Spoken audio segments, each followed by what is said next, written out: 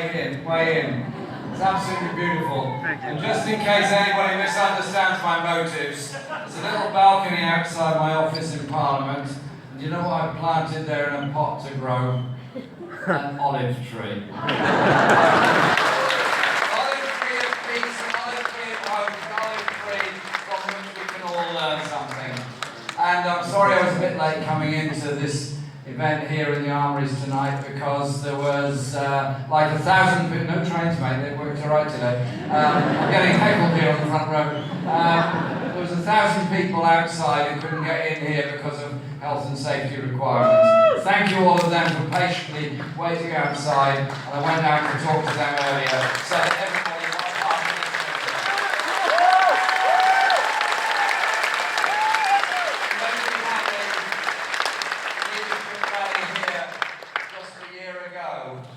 At that point, it was the 5th rally of the day that we'd held, and at that point, it was the biggest rally we'd ever held as part of the leadership campaign.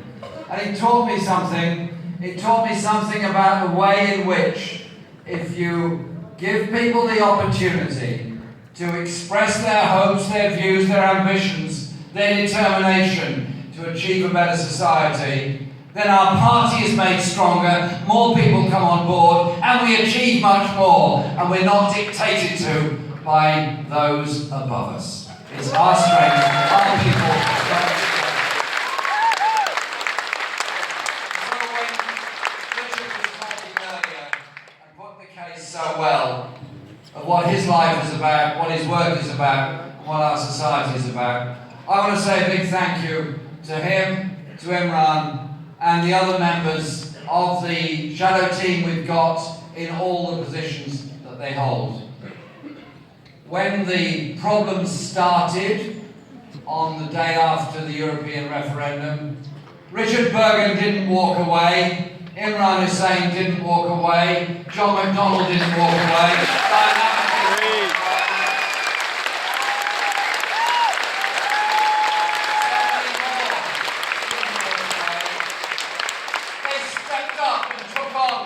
Responsibility of taking the fight to the Tories, of putting it out there for the kind of society that we want to create. And I'm very grateful to all of them for that and all that they do.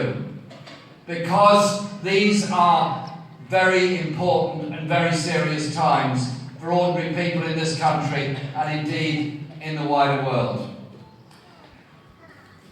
Somebody said to me in a BBC interview just before I went to the Durham Miners' Gala, they almost looked sympathetic. Almost. And they said, Mr. Corbyn, how are you coping with the pressure you're being put under? And I simply said this: you don't know what pressure is. Pressure is when you've got nowhere to live.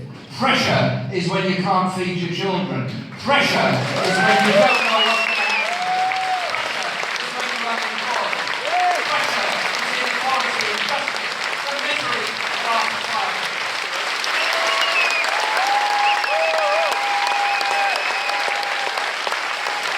None of us are under any pressure.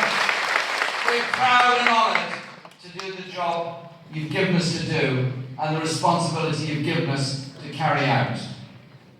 That is why we, all of us here tonight, are in this hall. Think about 3 examples of injustice and inequality that's going on in Britain today.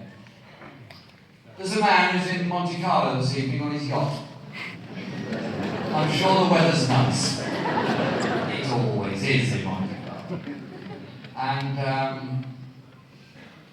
back home, things aren't so nice. BHS is closed down. 1,000 people lost their jobs. 1,000 people in the supply chain lost their jobs. The profits went to a tax haven. The pension fund is in problems. The public are going to have to intervene to back up those people who may lose their pensions.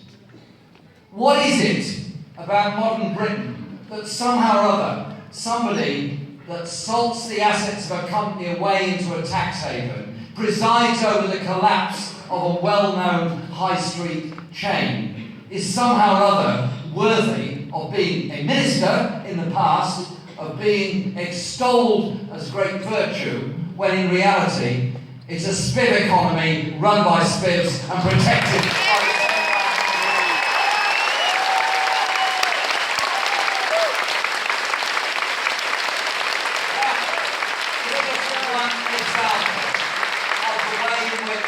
those that have given their lives to work in that company are somehow or other disregarded.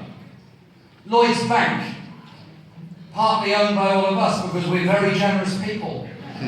We bailed out Lloyds Bank in 2008. All of us, we gave a lot of money to them. And we bailed out RBS and lots of them. We're very generous people. We saw bankers in trouble and we reached out the hand of friendship. We helped them out. We bought shares, we gave them collateral, everything. Wonderful. And what happened after that? Well, that's very interesting. Did they then have an investment code which said no longer will we put money in offshore accounts, no longer will we finance buy-to-let mortgages, knowing that that's going to result in greater housing injustice, inequality and insecurity? Did we insist that they invest in productivity-related manufacturing industry? No, we didn't do any of those things. We let them carry on as they were before. Lloyds has now turned itself round. It's made 2.5 billion in profits this year, 101% increase on last year. It's a lot of money, they're doing very well. Now, most of us, if we're doing really well, if you get a bonus at work or something, you say to your kids, well, you know, done well this year, I'll give you a bonus. Here's 50 quid, go and enjoy yourself. But these directors of Lloyds are not the same as us. So they've given 3,000 people a really special letter. Thanks for your work, kindly resign, go away, you're dismissed, you are surplus to requirements and 200 branches are going to be closed. Isn't it time we used our public ownership share of these banks to make them work in a responsible way?